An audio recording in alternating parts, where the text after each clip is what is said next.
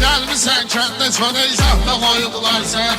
Çay süzüb tərçiyələ izahda qoyublar sən. Belə şir bilirsənsə özlüyə gəl şir tərpən. Səni hər kəs bilirsə hər şeyə qadir tərpən. Biləcərlilər deyir ki mənə şair tərpən. Hələ sağmaq üçün inə izahda qoyublar sənsin.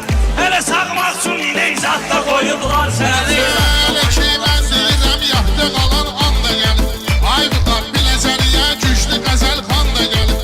Müşayiət eyləməyə şamaqlı mehman da gəlir. Yanı da boşdur teyzahda qoyublar sənsin.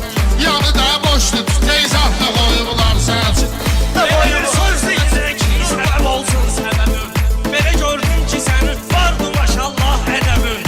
Görürəm Rəşad sənin kirəcmi gəlməyir təbin. Qara gün uyumağa şey zatda qoyublar sənsin. Qara gün uyumağa şey zatda qoyublar sənsin. Rəşadın adətidir meyxana vərdişim benim. Seçim xiridarlara xüsusi çəkilişim benim.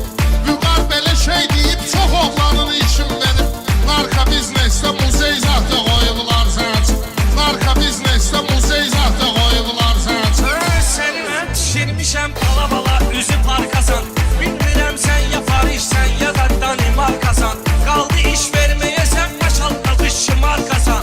Orada məcburi əmək zatda qoyublar sənsin. Orada məcburi əmək zatda qoyublar sənsin. Gəlmişsən kəndə çölə izahda qoyublar sənsin. Çay süzüb tərçiyələ izahda qoyublar sənsin. Sən elə bilməginə meyxanada lev kimisən.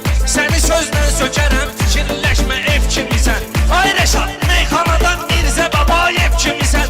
Çöldə rezin kəfəni izahda qoyublar sənsin. Çöldə rezin kəfəni izahda qoyublar sənsin. Aynolar meyxanamız riski gəlibdir axara. Ay Fərid icazə ver mən girim repertuara. Gör zavurdan ne kesi bilərsə yiyərsən rahara. Bir qızarmış göbələ izahda qoyublar sənsin. Bir qızarmış göbələ izahda qoyublar sənsin. Görmədim indiyəsən söz deyəsən savadlasın. Giydirmə söhbətindir gəlmişsən istedadlasın. Ay vüqar biləcəlidir rahat binən Rəşadlasın. İdman senni kürə izahda qoyublar sənsin.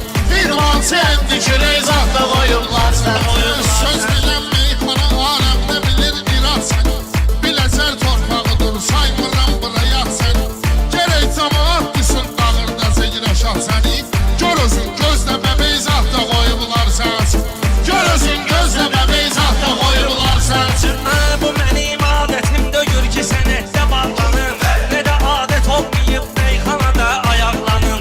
Bu mənim qanımda yoxdur kiməsə yalarlanım.